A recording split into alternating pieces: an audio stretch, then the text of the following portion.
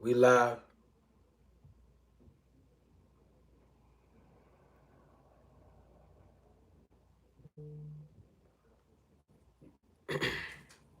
I know people are still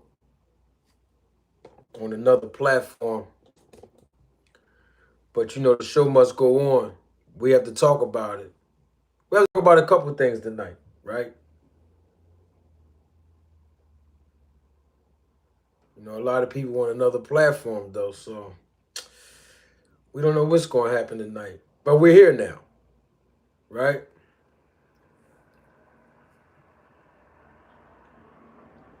I say that a lot of people are on another platform. Coach Malachi, right? He was live, right? Uh, uh, Coach Malachi was live, right? The guy Malachi, he was live. Yeah, I think he was live. Yeah. He was there at the scene when the police pulled over Terence Crawford, right? That's what he said, right? Okay. Mm, yeah.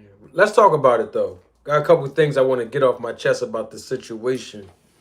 Amongst other things tonight. Come on in, y'all. Come on in. Let's talk about it tonight. Let's talk. Let's talk some boxing. Let's talk about what's really going on. You know, let's get it in. Everybody good though, right? We straight? Yeah. Oh boy. We live? We're live? We're live? Yeah, we're definitely live. Come on in, y'all. Come on in. I think people still on another platform. We might not have a big audience tonight, but you all know me. I'm going to perform as if there were 1,000 people watching me.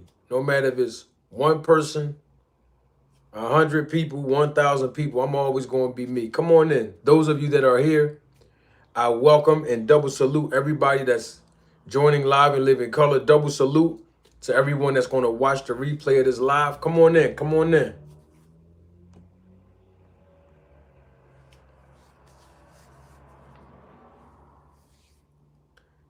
Yeah. Think everybody already here. A lot of people's perspectives. I'm sure you've heard a lot of perspectives. You know, Terence Crawford was allegedly arrested.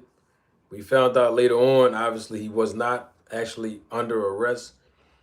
He was just detained. Um, yeah. So we're going to talk about a little bit of that. He was detained, right? Law enforcement did place the handcuffs on Terence Crawford. He was detained after the parade, right? He had a parade, a birthday celebration in Omaha, Nebraska. Yeah. A lot of people might be talking about, I mean, I'm sure they're talking about it. I haven't heard other platforms speak on this except for one. That was Coach Malachi. He said he was there. He had to make it publicly known that he was there. But we're going to talk about it.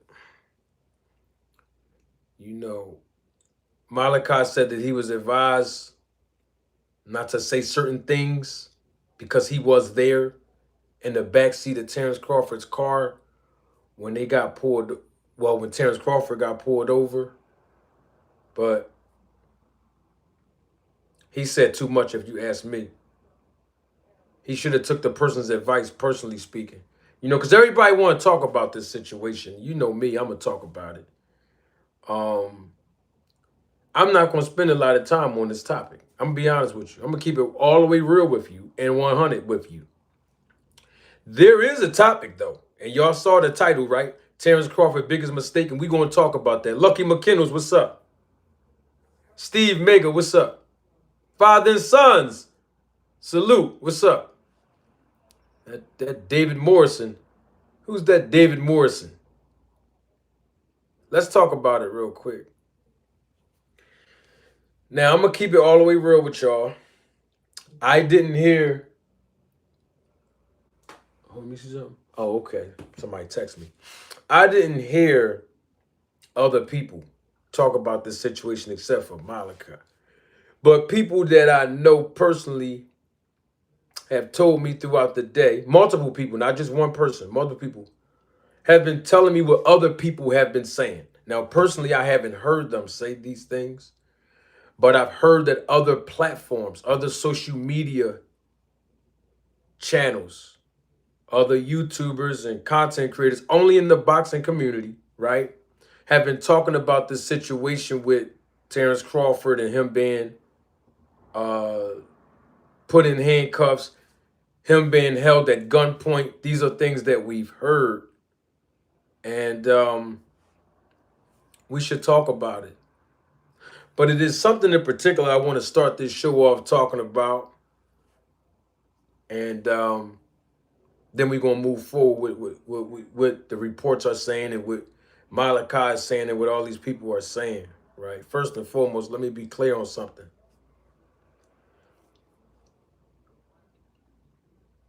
It's not safe to assume that whatever occurred between the law enforcement officers and Terence Crawford, any of that had anything to do with race.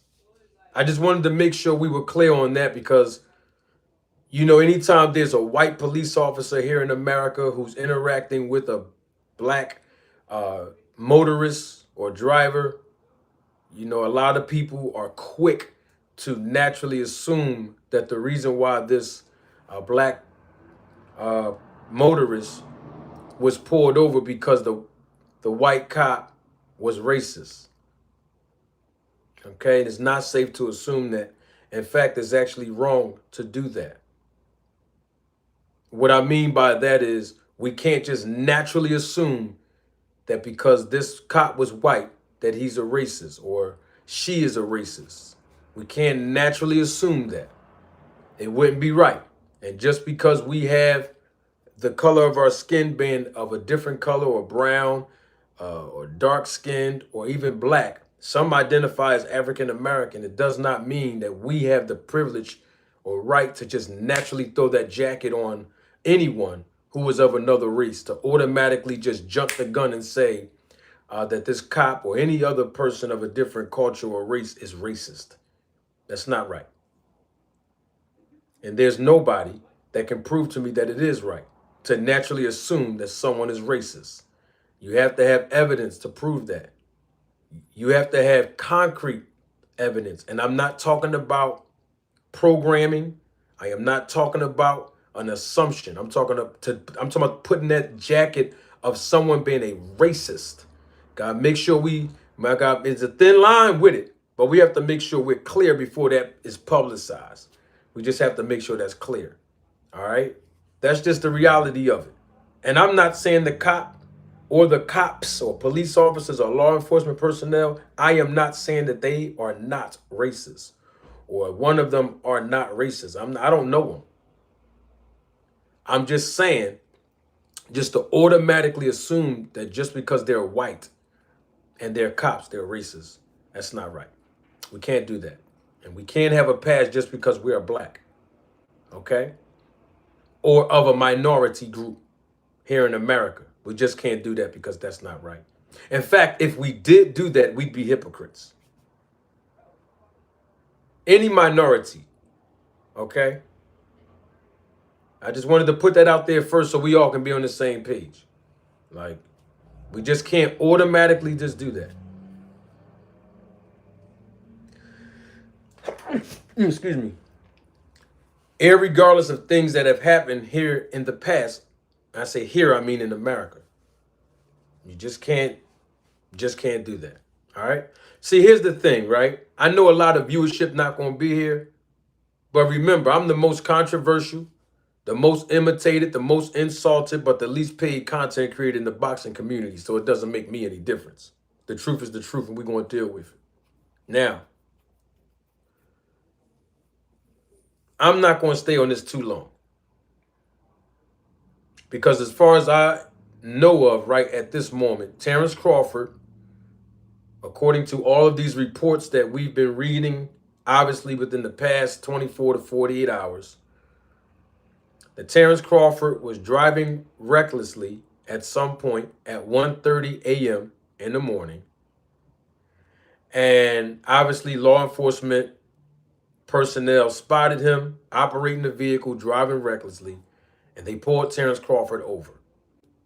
Upon pulling Terence Crawford over, these reports from TMZ, Sports, and even Yahoo Sports and other media outlets are claiming that the law enforcement personnel, they basically walked up to the driver's side door where Terence Crawford was. Obviously, he was the driver. And somehow, some way, in their exchange of dialogue, the police officer or police officers noticed that there was a firearm that was being exposed in the vehicle that Terence Crawford was driving. The reports claimed that the firearm was on the floor panel and on the driver's side. So the law enforcement officer obviously saw this firearm. This is what the reports are saying. They asked Terence Crawford to step out of the vehicle. Terence Crawford had other occupants in the vehicle.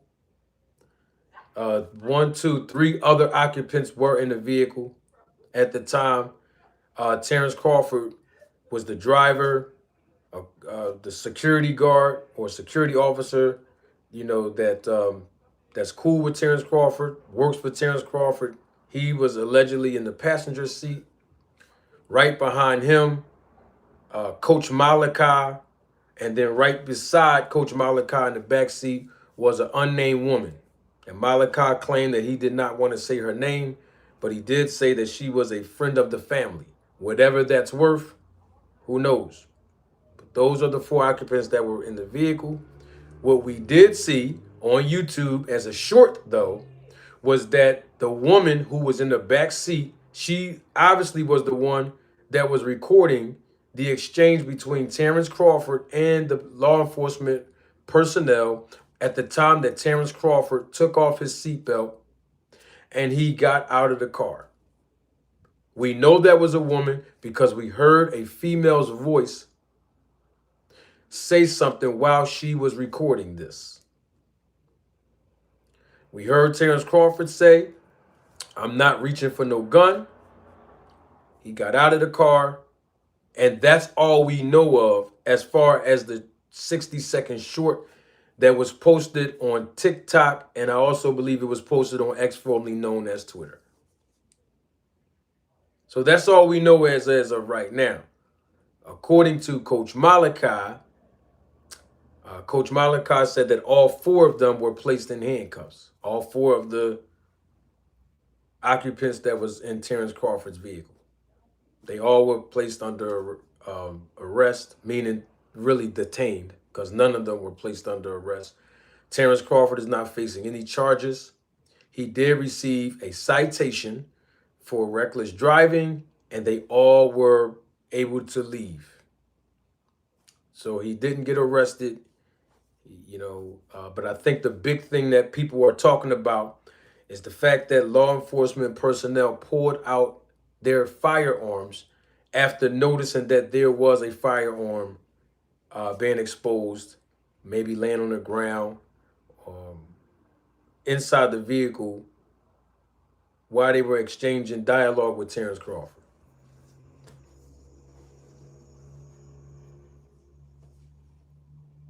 Terence Crawford did have his hands up, according to what we all heard him in the video say. "I'm going to keep my hands up. I'm not reaching for no gun." I guess the gun was laying out somewhere. So he was just, letting the police officer know, "I'm not reaching for no gun. I have my hands up." And of course, they still asked Terence Crawford to get out of the vehicle. Okay. And that's all right now, that's really all we know. The mayor of Omaha, he actually had a statement that he published through social media. And, he said he talked to Terence Crawford personally, and there is an internal investigation that that's supposed to be underway as we speak. So that's all we know for right now. So I do have some things that I want to say, and I'm going to say it and get it out the way before we move on with the show.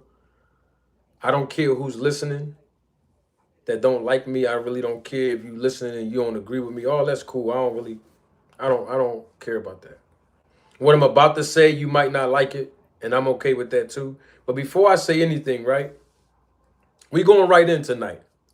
Can y'all do me a favor? You know I don't ask for much. Can I get one like? Let the likes be congruent with the viewership. You know I don't ask for much, right? So check this out. First and foremost, can I get one like though? I mean, I have a lot of Roll to Tape film crew family members that are here, and I would hope that the film crew, the Roll to Tape film crew, I will hope that everybody at least click the like button. I mean, that would be generous if y'all, because y'all part of the family. Double salute to my guy, Aaron Muhammad. Salute. He's a member of the channel, supervisor of the Roll to Tape film crew. What's up, Asante? So let's get right to it. I'm not going to go on record and have a big fiasco talking about these cops are racist, because I don't have proof that these cops are racist. And I think that people that want to rush to judgment and put that jacket on these cops just because they're white without any proof, I think that's wrong. We can't naturally assume that these cops are racist just because they're white and because Terence Crawford or anybody else that was occupying the vehicle was black. We just can't naturally assume that. We just can't. I'm just going to keep it real with you straight up. We can't. It's not right if we do that. Let me give you an example so we can make sure we're on the same page, whether you agree with me or not. If a black person walks into, let's say,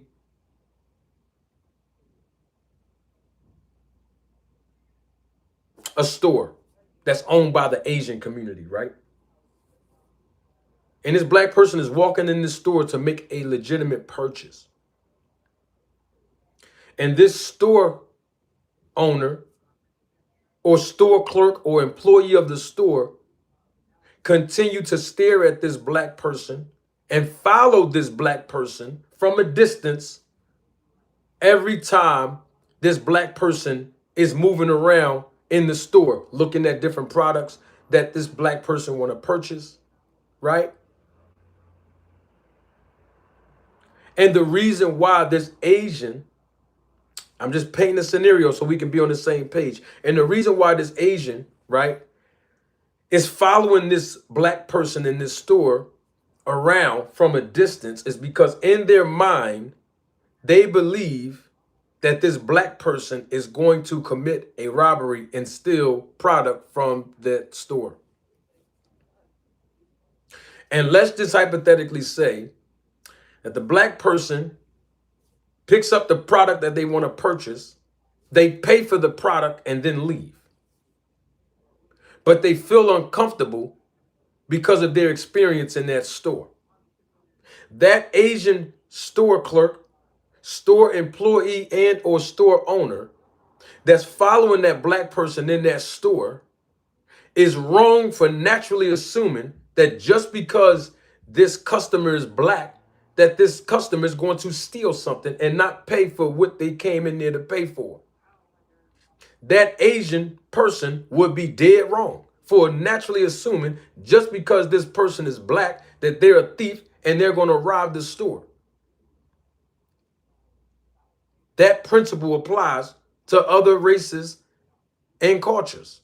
In other words, is just because these cops were white, or the person that we saw in the camera view of this 60-second short, the cop, police officer, police and law enforcement personnel, he was white, communicating with Terence Crawford. We can't naturally assume that just because he's white and Terence Crawford is black, or any other occupants are black, that this cop, this police officer, is racist. We can't do that. It's not right. Just like it's not right if the Asian woman or the Asian worker, or the Asian male, the store clerk, or the store owner in that Asian-owned establishment can't assume and shouldn't accuse or assume this black person of stealing or robbing them. It's the same thing. The principle still applies. And I just wanted to make sure we were clear. Okay? We can't just naturally rush to judgment. And I know people on YouTube and social media were rushing to judgment. We can't do that. We don't get a pass just because we're black. It's not right. I don't know if the cop was racist or not. I don't know if the police officers were racist or not. I don't know. I'm just saying I'm not going to naturally assume. So you're not going to hear that come out of my mouth. I don't even do that anyway. I don't naturally assume those things. That's a heavy jacket to put on somebody, whether they're white or not. So we can't do that. I just wanted to make sure we was clear right there. Were they racially profiling Terence Crawford? I don't know. All I know is that the report said that Terence Crawford gave them probable cause because he was recklessly driving. Now, it didn't use the term probable cause. That's what I'm saying, because according to the report, reckless driving is a traffic violation. That gives law enforcement probable cause to pull you over. At 1:30 in the morning. So I don't know. We can only go by what we reading on these reports. All right. So I just wanted to make sure we were all clear on that. That's all. This has nothing to do about no other situation that involves law enforcement and a member of a community or a resident of a community that's black and the police officer is white. I'm not talking about none of that. I'm just talking about right now in this instance. For those that are rushing to judgment and they're assuming that. Can't do that. It's not right. Now, if Terence Crawford was driving recklessly, that gave law enforcement the right to have probable cause to at least pull him over. If Terence Crawford had a firearm exposed, meaning it was not concealed, right? Whether it be concealed on his persons or concealed inside of the vehicle, if Terence Crawford did not do that, that also gave law enforcement personnel probable cause to draw their weapons and obviously ask and request that the occupants of that vehicle basically step out of the vehicle for their own safety.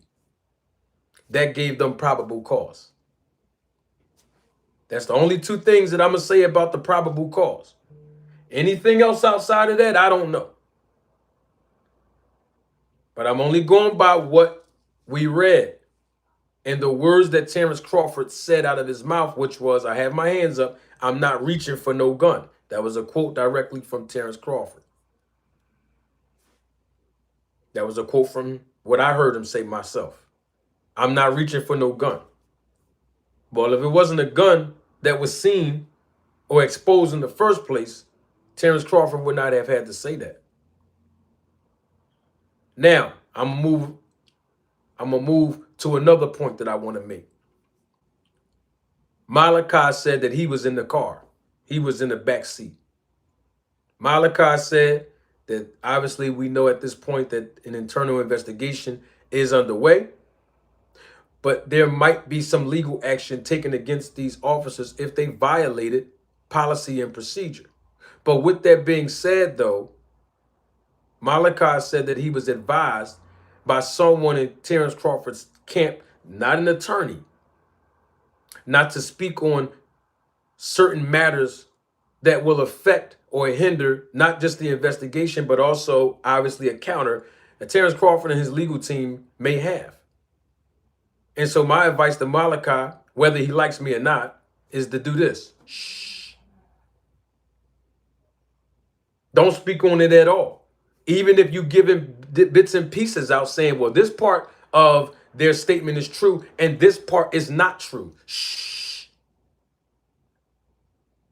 One thing I learned about the law from personal experience and the experiences of others, anything that you say can and will, emphasis on the word will, be held against you in the court of law. So if you're on YouTube and you're recording these videos, it can be held against you. In any deposition, it can be held against you. If you were a witness to all of this, Coach Malachi, shh. Because you dissecting what the statement was that was right, what statement that was made in these reports were accurate. And I'm talking about the news reports, not the police reports, because none of us have a copy of that at all. But I'm talking about the reports that's being publicized by reporters. Because Malachi's dissecting, well, that part is true. Well, that part's not true. See, when you start doing that, that can be a hindrance. We know you were at Terence Crawford's house because you said it today, right? And literally, the reason why I'm speaking on this, I literally just saw this like 15 minutes before I jumped on here. So I don't know everything that was said. I'm only going by a clip that I recently saw 15 minutes before I came on here live. So that would be my advice for Malachi. Shh. You said what you said. Don't make no more public statements, homie. That's just my advice. Don't make no more public statements. Don't dissect what was right, what was wrong, what was true, what was false. Don't do that. Not publicly. And I hope someone of Terence Crawford's legal team advise all of you. Now, speaking of that, Malachi didn't say the woman's name, but he did identify the fact that this woman was a, quote, female friend that was in the backseat of Terence Crawford's vehicle at 1:30 in the morning. She is the one, I believe, that recorded this and publicized this. Now, quite frankly, I wouldn't advise her to even publish this video. What I'm saying is recording the video when someone's having an interaction with law enforcement, that's cool. I think at times that's very necessary to protect not just the occupants in the car and the driver, but even yourself. But once everybody was let go, that's when you take the footage to the legal representation and not the court of public opinion on social media, because now it's been publicized and everybody and their grandma now has an opinion on what happened, what didn't happen, what should have happened. And it's sparking a whole lot of misinformation. That's just my take. That's just my take. Okay, that happened. It was recorded up until a certain point. We're going to send this to the attorneys. We're not going to put this on social media. Not at this point. Not now. Once again, all of this stuff can be used against Crawford. For an example, Terence Crawford is in that video. I have my hands up. I'm not reaching for no gun. What is the implication of that? That means that there was a gun nearby and exposed in the presence of law enforcement, which gave them probable cause to draw their weapons, possibly, according to just the limited information that we have. And I'm not saying law enforcement going to spin that, but I'm just saying. I always tell y'all, good representation is priceless.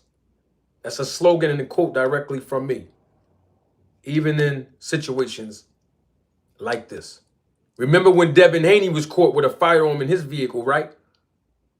Remember when Deontay Wilder was caught with a firearm in his vehicle, right? Oh, okay then. Now, there were some differences, obviously, because we know that Terence Crawford was in Omaha, Nebraska at this point. Deontay Wilder was crossing state lines, something different. But the point that I'm making is that everything is not for social media. That's all I'm saying. Especially with this type of situation. Now, if it would have escalated, then yes, put the video out there on social media. Because now it escalated. After they finished patting Terence Crawford down, or even handcuffing the other occupants. I don't know if the other occupants were handcuffed or not. That's what we heard. But even in that, the cops wrote Terence Crawford a citation, which is a ticket, and they, I guess, let them go about their business. That's all I'm saying. Just be careful. We got to use social media to our advantage.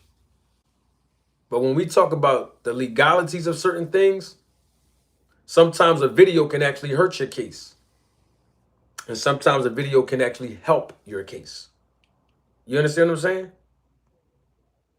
That's all I'm saying. Hey, Dory. My homegirl, Dory. Creole the Traveler, what's up? Cornelius, what's going on with you? All things. Double salute to my guy, All Things. He's a member of the channel, supervisor of the Roll to Tape Film Crew. What's going on with you?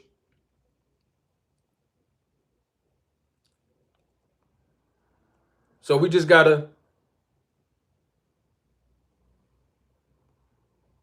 make sure that when we using videos, we posting them on social media.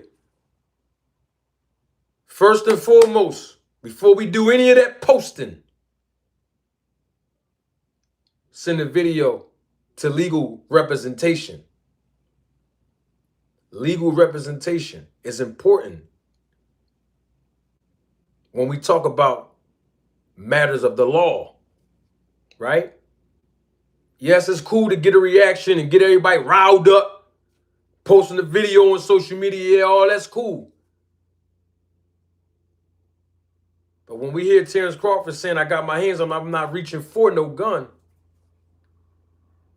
that gave law enforcement probable cause to pull their weapons out when they saw that and ask everybody to actually step out of the vehicle. And we don't want this to backfire on Terence Crawford. Send the video to legal representation first, and then allow legal representation to advise you. Go ahead and post it on social media. But most attorneys and legal representation, they will tell the person that's involved and even witnesses that they are representing, don't make a public statement. Don't post anything on social media regarding the matter, because everything's under investigation. So it's certain things that just cannot be mentioned because it can actually hurt the case. So that's all I'm really, that's really all I'm getting at. You see what I'm saying?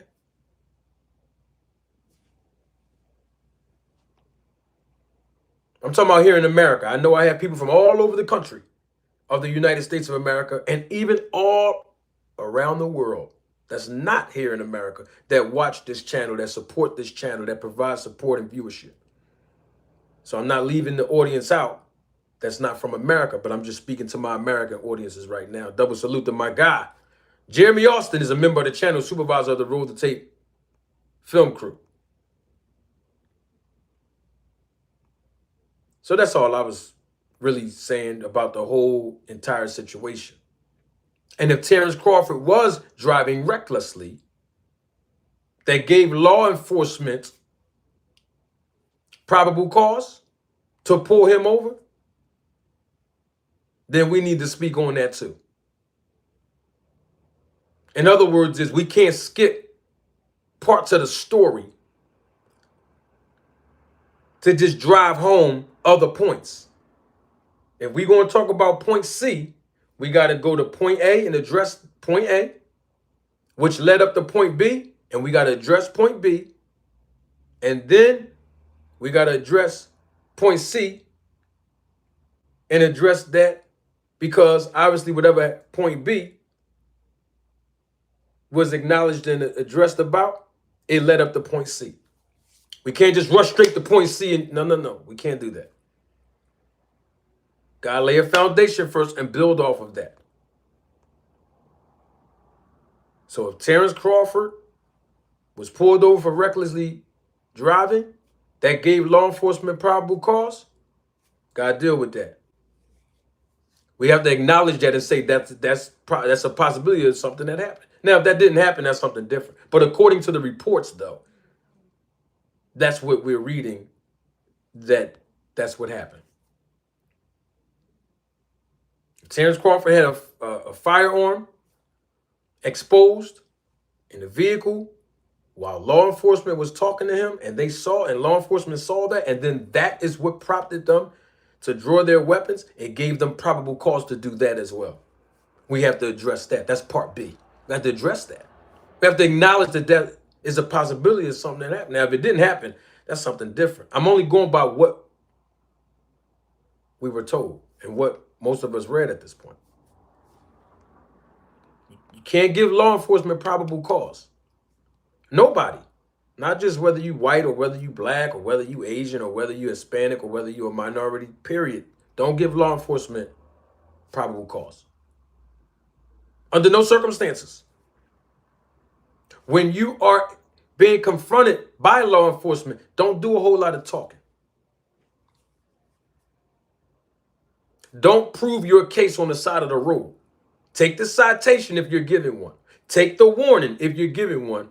And if they're allowing you to go, step. And then you go through the legal process. Because a lot of times what happens in traffic stops in the past and even currently, people want to go back and forth with law enforcement and try to fight a case on the side of the road and not even knowing the law that protects them, and also the law that governs law enforcement, and get so emotional and not comply with the officer's demands, and then that escalates into something else.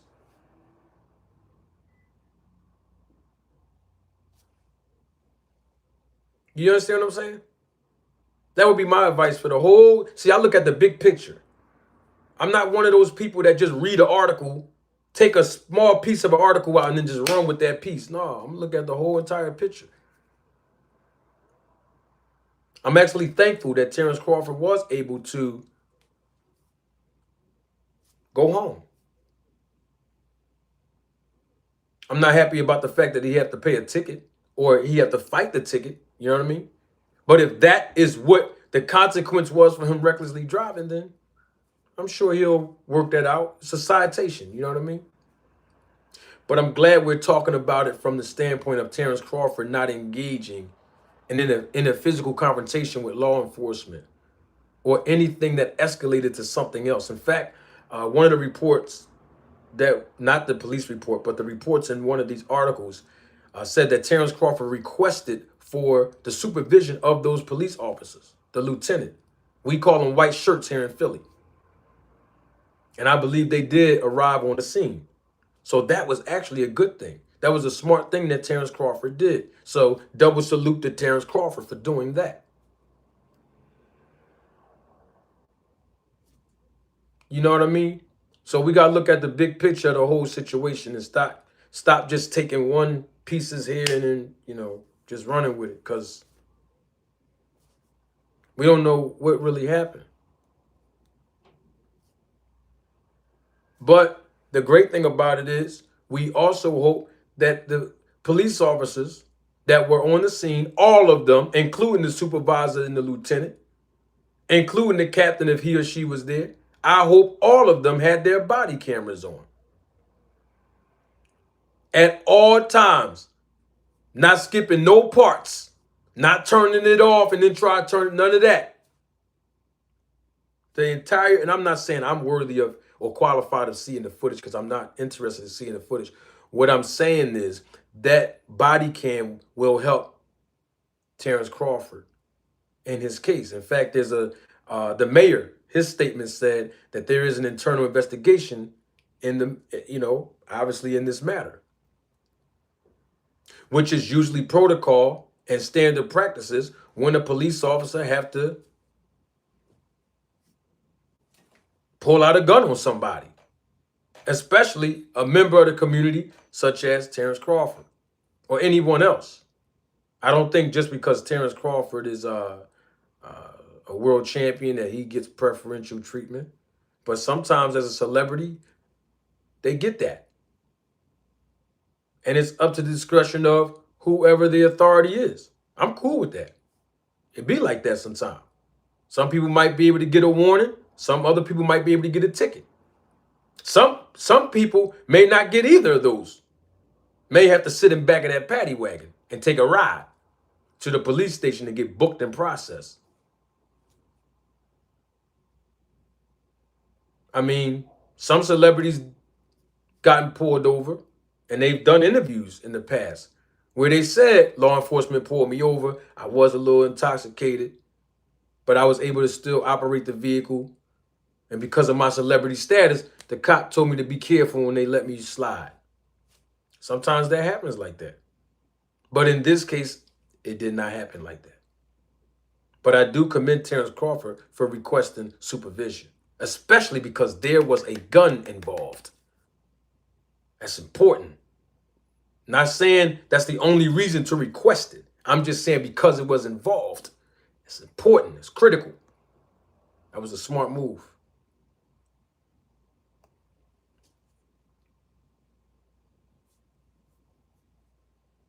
Okay. Now, me personally, if I hire security, and I have hired security a lot as a boxing manager, particularly at certain fights, not for the protection of me, for the prevention of. See, a lot of people get this mentality, oh, I'm not hiring security because I ain't no punk. Yeah, it's gonna make me look like I'm a punk or a coward if that has nothing to do with it. It really doesn't. But the point that I'm driving home is if I hire security, it's so that I won't have to be my own security. If I'm hiring you and you are armed, I don't want to have to be armed either unless I'm somewhere where it goes down like that. I'm hiring a gun so I won't have to carry the gun. I'm just saying that's usually how it goes. But of course, Terence Crawford was, licensed according to the report. So he is allowed legally to carry his firearm. And that's his business. That's his prerogative. And it's his right. His constitutional right. To each his own. To each his own. But when you hire a gun, it's so you won't have to carry one. And that's all I'm saying. Some people have their own preference.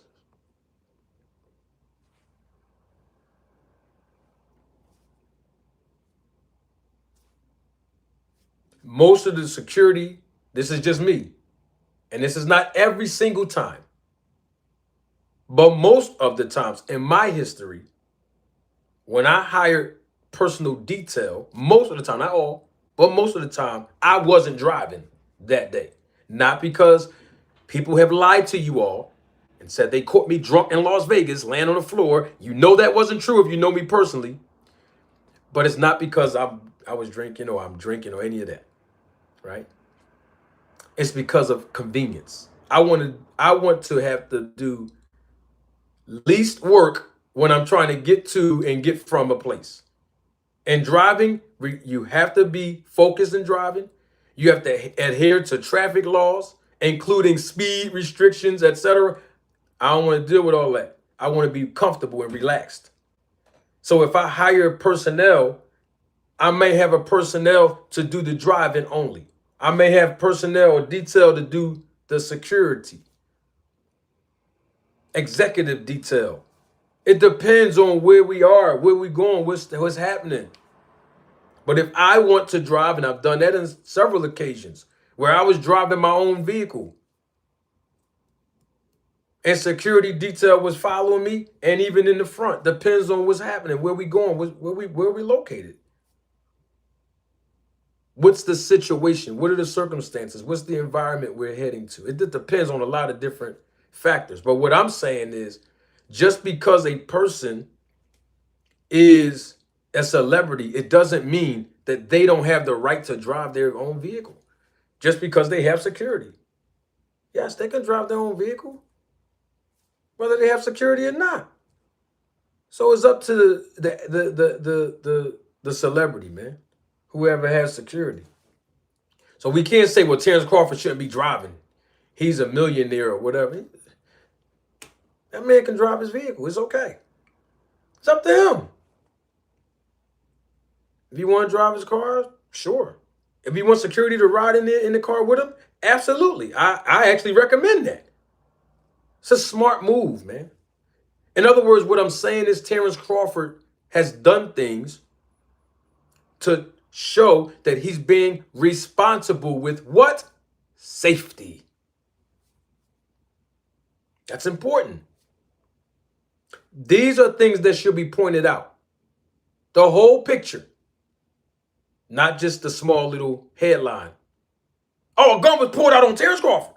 Well, hold on for a minute. Let's look at all the dynamics involved. Let's address it. And let's point out some other things that happened that were right in that situation. Like Terence Crawford having a license to carry in the first place.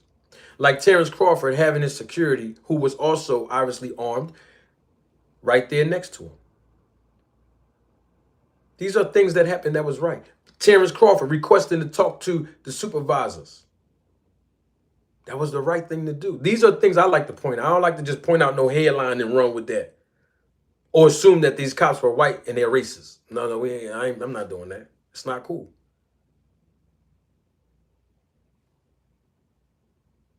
And even if the cop lied and said that he or she saw a firearm but never saw the firearm, the body cam is going to speak to that. If it was on. And if it wasn't on, there's consequences for that, I'm sure. So we don't know. But all of that remains to be seen. Now we got that out the way. I spent 47 minutes talking about that. But I want to just give my little sense on it real quick and then move forward. Because I talked about, there's a reason why I'm laying the foundation for that. I talked about Terence Crawford doing what is right.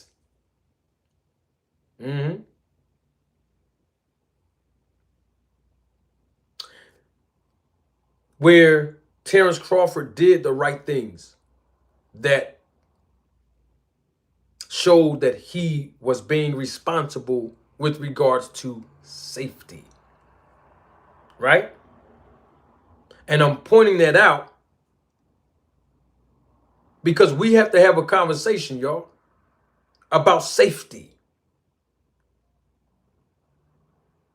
We have to point something out regarding Terence Crawford's team member, Victor Conte. We have to point that out because we're talking about promoting safety.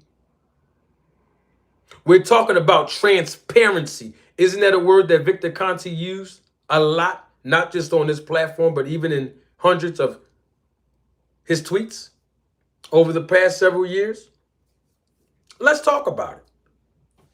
Now, I'm going to play you a clip from Tim Montgomery. Most of you know who Tim Montgomery is.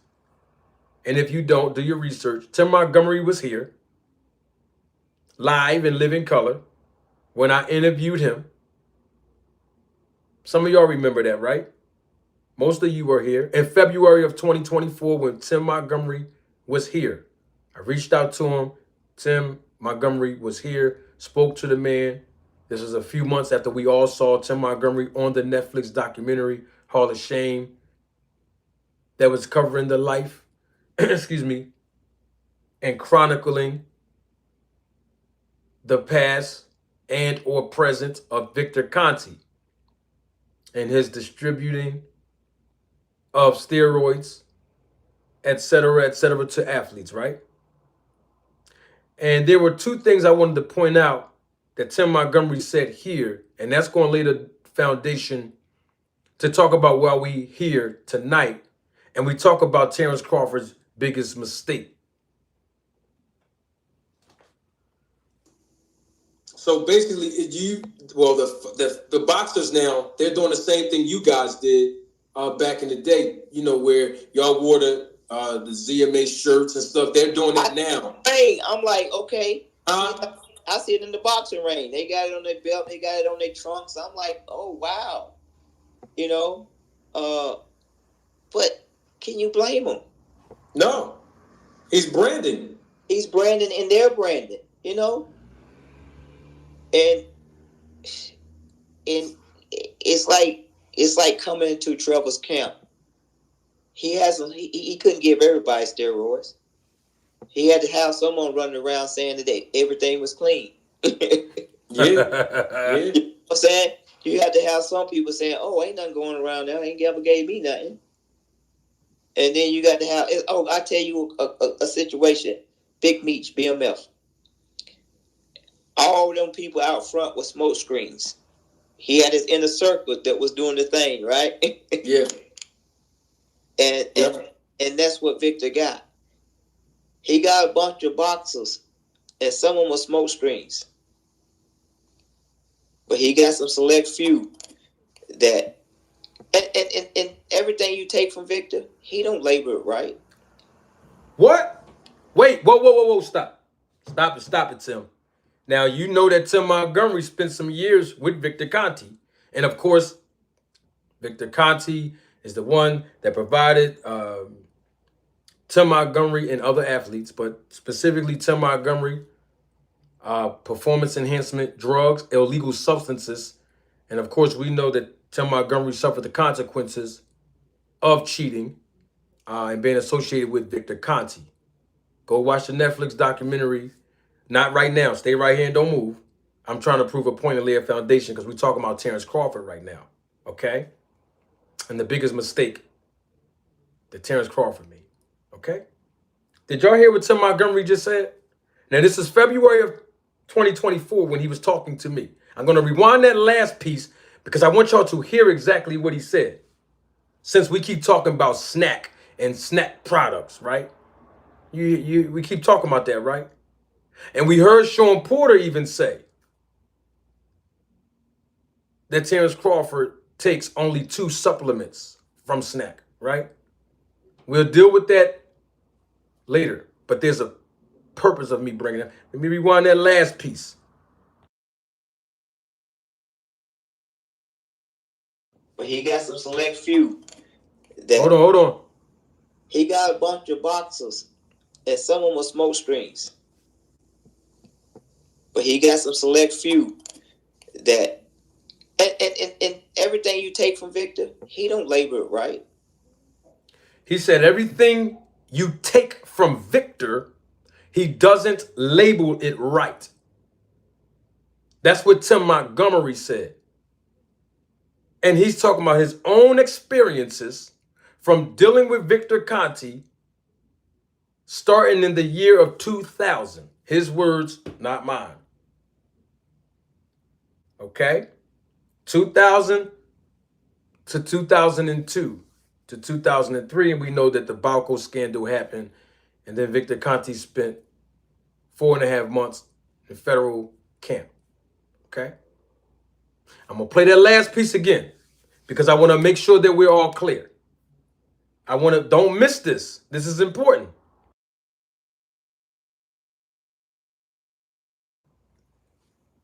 Roll the tape. But he got some select few that, and everything you take from Victor, he don't label it right. Everything you take from Victor, he don't label it right. That's what Tim Montgomery said. That's what he said. He's talking about all of his experiences from 25 years ago. But he's actually putting that in the environment and the atmosphere, applying it to today. Did y'all hear that? Everything you take from Victor, he don't label it right. That's what Tim Montgomery said.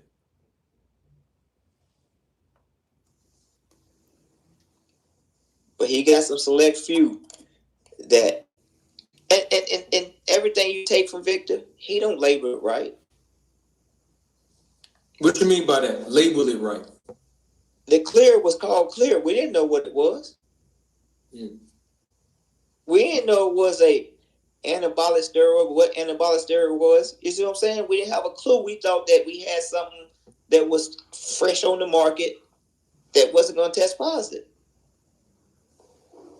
So if Victor say, hey, this is whatever, you're going to take whatever until whatever come up positive. Yeah. So if you find a boxer and say, hey, show me everything you get from Victor. Show me everything he ever gave you. And have all that stuff tested. You may come back and find out that the label ain't what it is. Did y'all hear that? Double salute to my guy, GHB TV. Greg Hackett is in the building. What up, G? My man Hack. Representing Philly, man. Did y'all hear that? I'm going somewhere with this. You might have came late if you're watching the replay of this live. We already dealt with Terence Crawford in the situation where he was detained, where he received a citation, where he was let go from police presence. We talked about that. 47 minutes.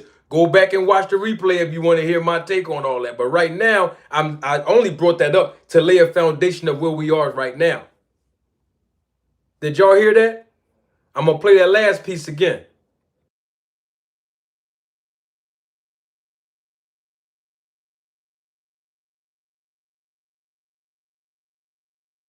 Positive. Yeah. So if you find a boxer and say, hey, show me everything you get from Victor. Show me everything he ever gave you.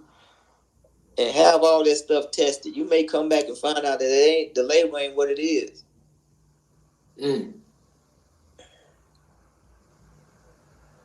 Wow.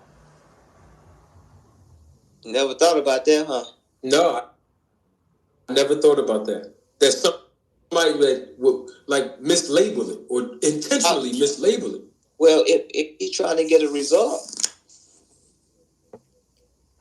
because he get a result, it brings more results. He get one boxer to become champion and brings on more boxers. And that's what exactly has been doing for the last 14 years. You know why I said that in front of Tim Montgomery? In other words, I didn't think that Victor Conte would be still doing that now. Well, that interview was 2024. Tim Montgomery was saying he thinks that Victor Conte is still mislabeling now. He said, you never thought about that? Nah, I ain't think he'd be still doing that now. Let me tell y'all the reason why I said that. I've been sitting on this information since 2017 that I'm about to read y'all. And now you're going to see why I say what I say. See, it's crazy because I like the way that I've done this whole movement, and it took on a life of its own. I didn't know we were going to be here talking about SNAC 2 years later and how big this whole topic got, right? But we're here now. But it's information, right, that I've been sitting on for years that most of you have learned today. But there's other pieces of information that I don't speak on because I just make a statement first. And then when people start criticizing me, I let all that build up. I let everybody say something about it, whether it's good things or bad things, favorable things towards me or unfavorable things toward me. I let the whole hype build up. And then I come with the receipt at the end. Bang! And that's what's about to happen right now. The reason why I told Tim Montgomery, wow, man, I didn't know that. Man, he's saying he's doing that now, mislabeling.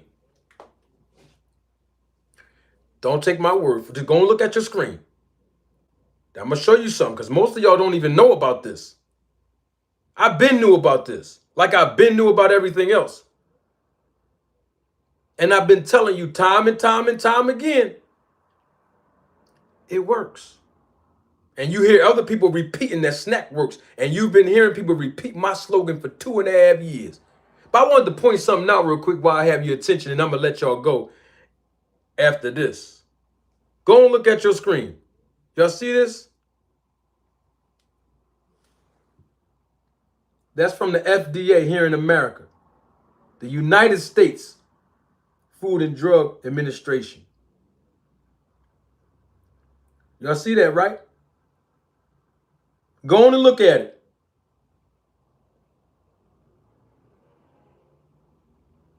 Put it up there so I can show the people, man.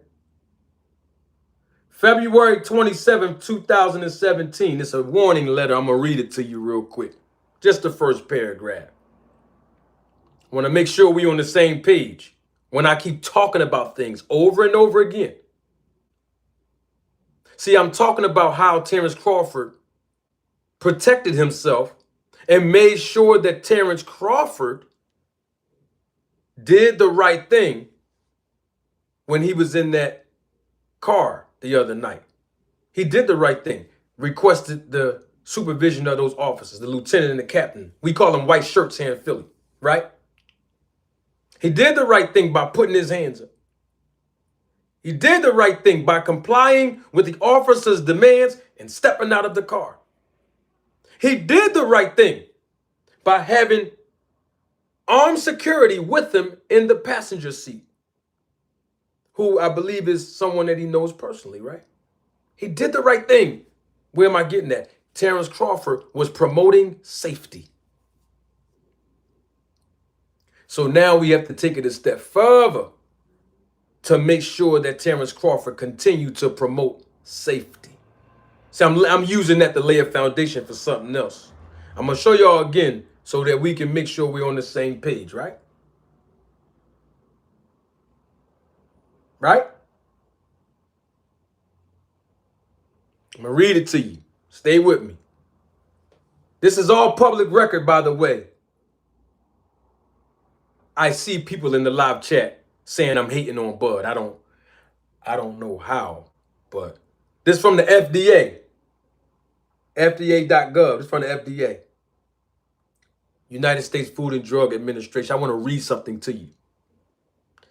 The recipient is Victor Conte Jr., SNAC System Incorporated, which is the name of his company. Then it provides his address, which I'm not going to read. February the 27th, 2017.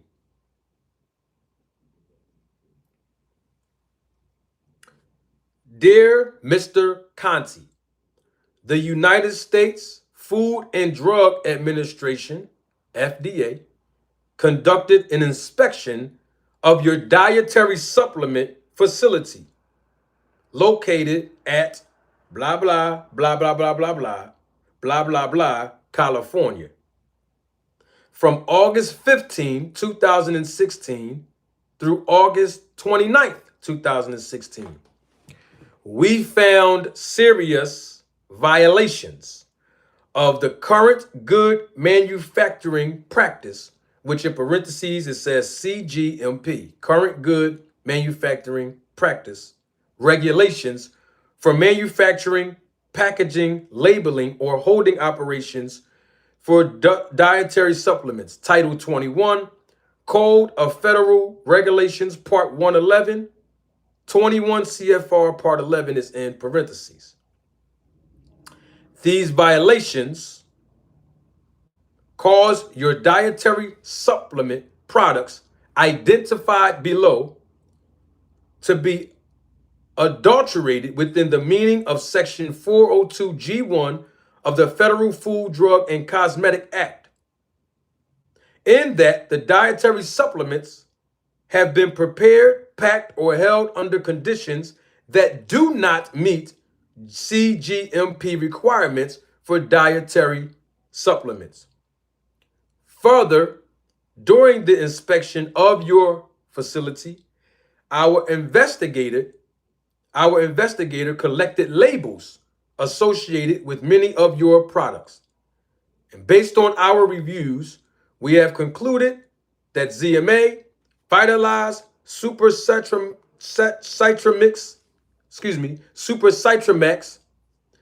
Aerobutine, ZMA5, Hypoxygen, and multivitamins products are in violation of Section 403 of the Act and the regulations implementing the food labeling requirements of the Act, which are found in 21 CFR Part 101. You may find the Act and FDA's implementing regulations through links on FDA's homepage at www.fda.gov. And they list all 10 of Victor Conte's supplements that he's still selling online today, and the products of SNAC that he's been selling since 1986, I believe. ZMA, the original anabolic mineral support formula, that's the name of it. Number 2, ZMA, nightcap rapid recovery sleep enhancer. Number 3, Vitalize, mental and physical performance enhancer. When I say the words performance enhancer, I get criticized, but it's actually the name of. Number 4, Priglycin tubs, the ultimate post-workout recovery formula.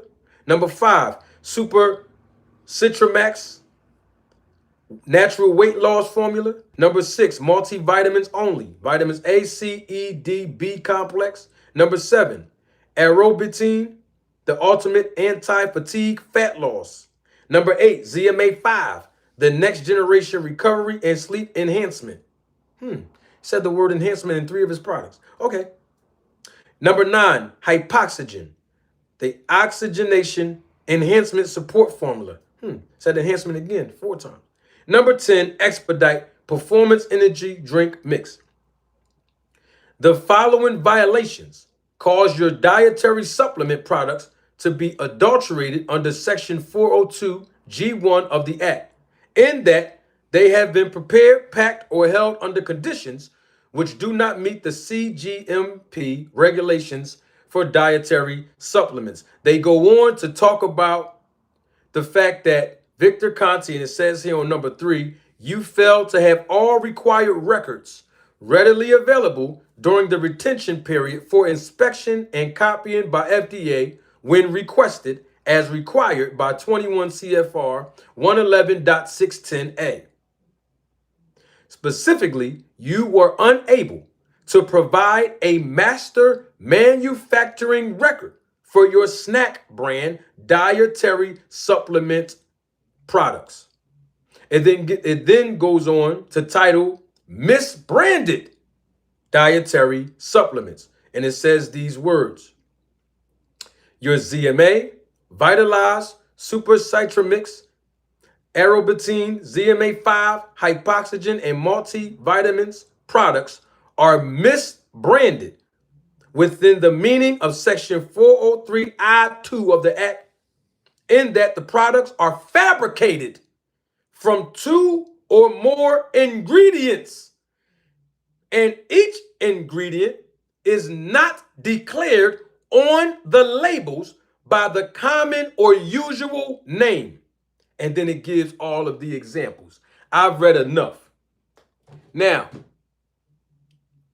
that investigation and inspection, as you already heard me read, was in August of 2016. The letter was written by the FDA to Victor Conte at his SNAC office in February of 2017. Where am I getting at with this? It's very simple. From the time Victor Conte started selling supplements, and if you go back in the Netflix documentary, he talks about when he started doing all of this in the 80s and the 90s with these supplements. From then, all the way up until 2017, apparently, Victor Conte has been mislabeling the products, misbranding the products, fabricating ingredients in the products of the SNAC products and ZMA that he has sold online, still selling online, and even given to athletes from the years of 1992 all the way up until 2017. Now, you do the math on how long that is. Now, for disclosure and transparency, I have the report. In 2019, When the investigators came back, he finally put everything back to where it's supposed to be by not violating none of the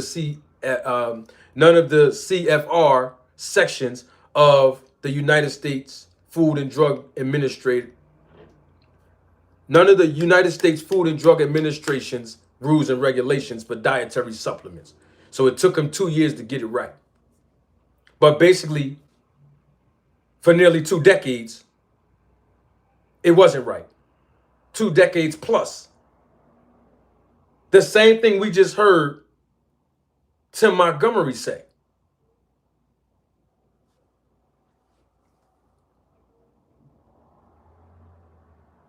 What's up with that? Some of y'all that went online, bought the SNAC product. Some of you boxers that's watching me right now live and living color and the replay of the live, and you taking ZMA and the SNAC products, whether you want SNAC or not. Quick question. Did you get any of those products tested yet? Most of you didn't, and I know you didn't. Some of y'all that received the product free, did y'all go get that tested?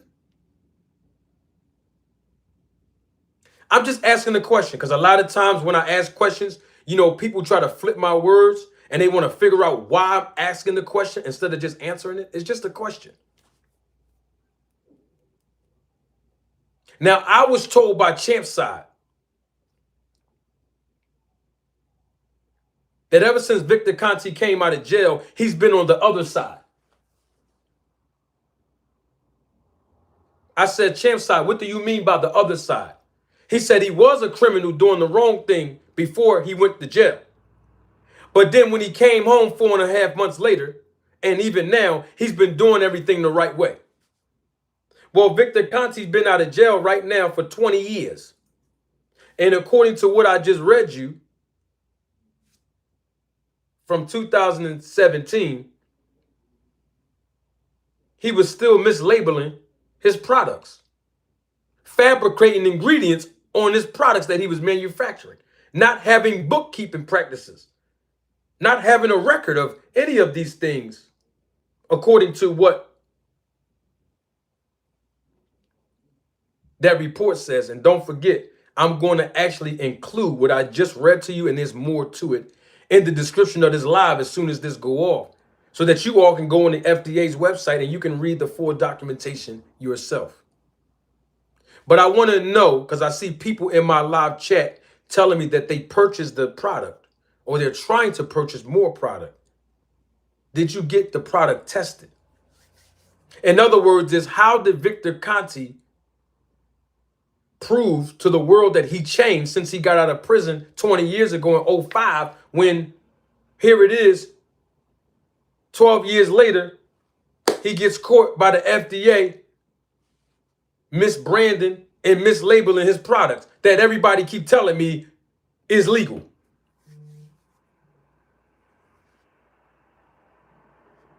So how do you know whether or not this man changed?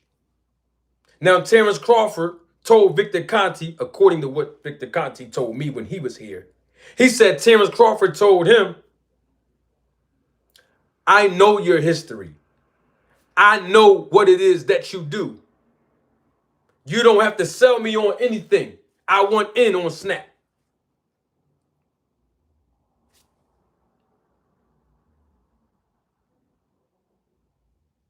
I'd be surprised if Terence Crawford knew what I just put out just now. And even if he did, that's suspicious.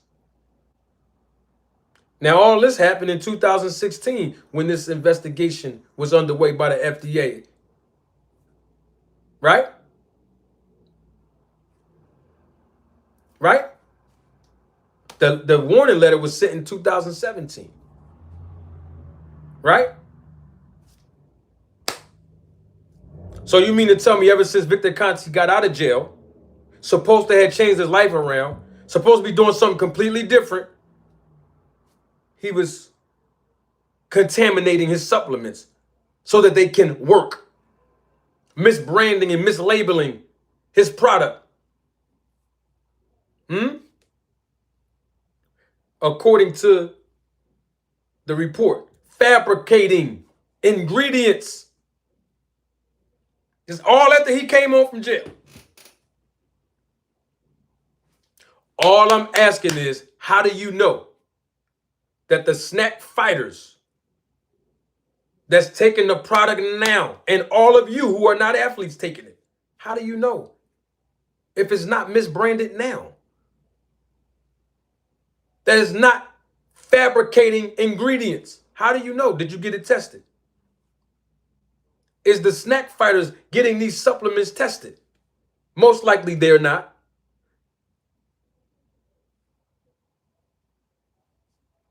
Can somebody explain that to me?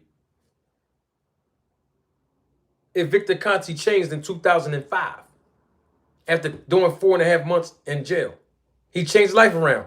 He told me he's been an advocate for anti-doping. And here it is, he's doping his own supplements.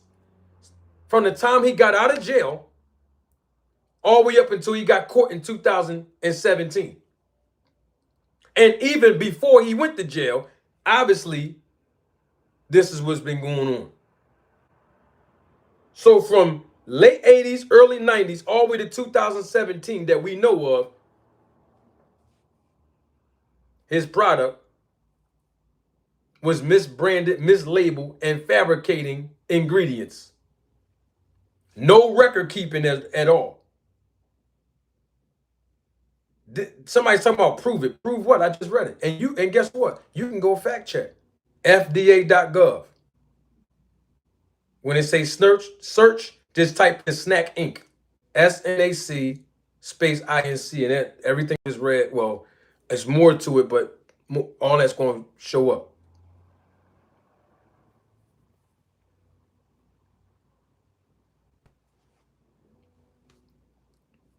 Where am I getting at? I want to make sure Terence Crawford is using the protective instincts to promote safety like he did the other night. Right now, while he's dealing with Victor Conte.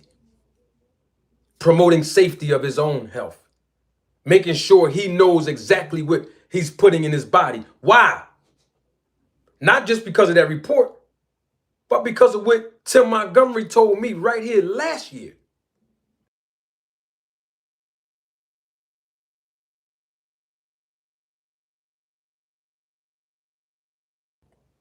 Just in case y'all missed it.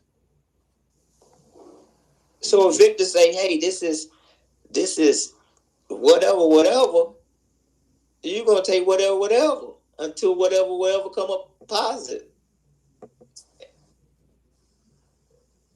Yeah. So if you find a boxer and say, hey, show me everything you get from Victor.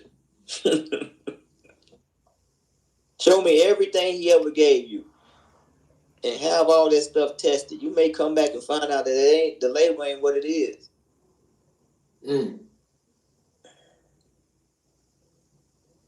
Wow. Now I'm going to go back to the reason why he actually said that.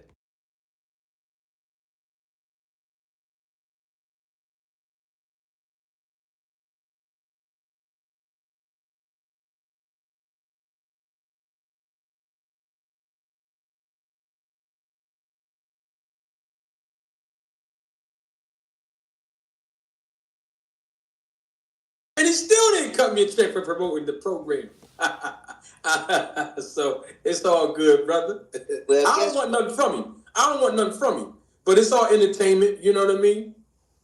I get it. And like I said, a person don't owe me anything. Yep. They'll get theirs at the end of the day. What's supposed to be mine is going to be mine. And that's how I see it. So basically, the boxers now, they're doing the same thing you guys did back in the day, you know, where y'all wore the ZMA shirts and stuff. They're doing it now. Hey, I'm like, okay. I see it in the boxing ring. They got it on their belt. They got it on their trunks. I'm like, oh, wow. You know? But can you blame him? No. He's branding.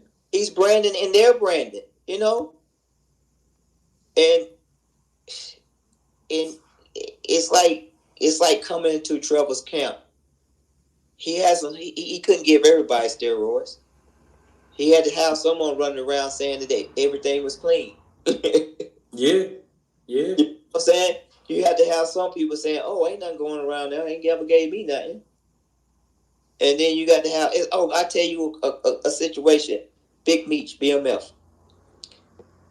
All them people out front with smoke screens.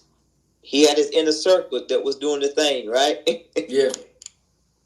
And that's what Victor got. He got a bunch of boxers, and some of them were smoke screens. But he got some select few that, and everything you take from Victor, he don't label it right. What you mean by that? Label it right. The clear was called clear. We didn't know what it was.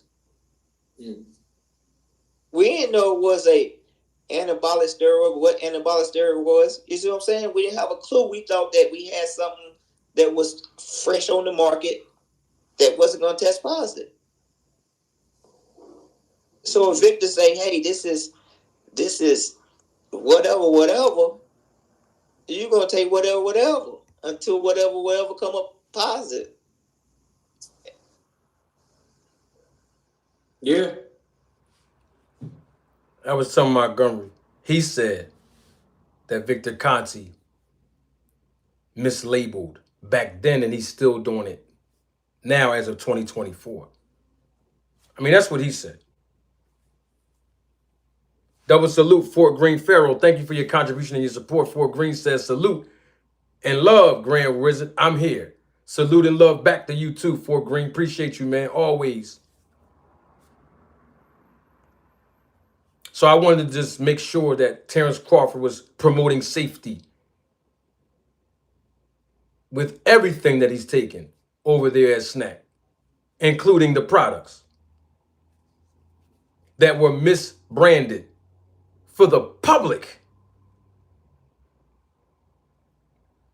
So we don't know what's going on behind the scenes. And I actually hope that everything is on an up and up as of today. But for the last 2 decades, before the FDA came and investigated and inspected Victor Conte's SNAC lab and protocol and products, he fabricated the ingredients. So that means it's a possibility that those supplements that he was selling to the general public and even giving to the athletes for over 20-something years were contaminated with illegal banned substances, including after he came home from jail in 2005, because this report came out in 2017 from an inspection that happened, according to the letter I read, the warning letter, in August of 2016. Don't forget, in 2012, Marlon Byrd, the baseball player, professional MLB player, he tested positive for a banned substance.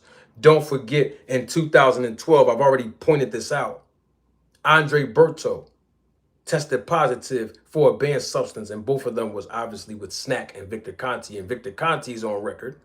I've already published all of this. He's on record and said that the supplements that Andre Berto took may have been contaminated. Don't forget, Louis Ortiz tested positive for a banned substance, 2017. And don't forget that in 2018, Willie Monroe Jr. also tested positive for a banned substance. All 4 of these athletes were with the SNAC program in Victor Conte. And that was all the while that the contamination was happening with his own very products that he was selling to you all, the general public. 20-something years. Not only was he selling it to the public, but also giving it to athletes. Fabrication of ingredients, misbranding his labels. And all 10 of the products that he was giving to athletes and selling to the general public were all listed in this report. I hope Victor Conte did change. And I hope he didn't do what the report claimed that he did. And I hope he's not doing it today. I know he did it back then. It's no secret. But I'm just saying today. So I urge everybody to promote safety. Get those products tested. All of you taking it. Get it tested. All the SNAC fighters, because I know y'all listening to me. Get that stuff tested. For real. Seriously. I'm past entertainment right now. I'm dead serious. But I gave you all information that none of you knew about. I've been sitting on that since the report came out. It's public record. That was in 2017. We'll be in 2025. I've been had that. I bet you all the content creators that have been repeating my talking points, not giving me credit, I bet you they ain't know that. Just like they ain't know nothing else. But what difference does it make? It's not about me getting credit. I don't care about it anymore. The point that I'm really driving home is everybody keep talking about these supplements, but nobody's coming back with no results of it being tested. After knowing the history, now you know. You didn't know before tonight, but you know now. And I'm going to put the link in the description. You know tonight. You're held accountable for what you know. Wildstar, you keep saying I'm nobody. What difference does it make? You are here right now investing your time watching the nobody. So apparently I'm somebody to you. I don't want to be famous. I've been a star all my life. I'm not impressed with none of that, homie. But you here now, investing your time to a nobody. I must be somebody to you. I must be somebody to you and thousands of other people. But what difference does it make? We ain't talking about me tonight. We talking about your boy and them other SNAC fighters. Because y'all keep criticizing. You don't talk about no other SNAC fighter. Well, I'm talking about all the SNAC fighters right now. Get those supplements tested, man. That's all I'm saying. The man has been mislabeling, misbranding, and fabricating ingredients for over 20-something years, including the 12 years when he got out of jail. He did time, 4 months in federal, and still came home doing the same thing. So Champ Side, if you listening, tell me again how he changed when I asked you about a phone booth last year. How do we know he changed if he's doing the same thing? Man, I'm doing way too much.